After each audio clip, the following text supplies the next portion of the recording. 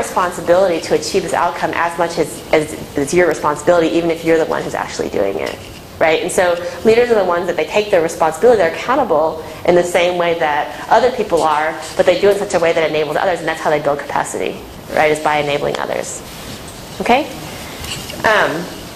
Okay.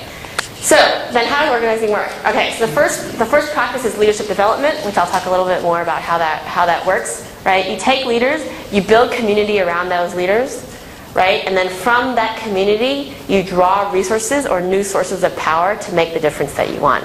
That's the process of organizing, right? You create leadership where it didn't exist before. You create community around that leadership, and then you turn the resources of that community into the power that you need to achieve the goals that you want to achieve. Okay? Now, why is community important?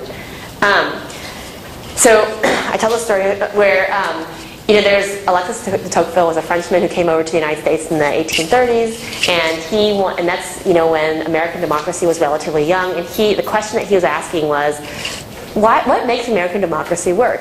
Right? Why is it that American democracy is so powerful?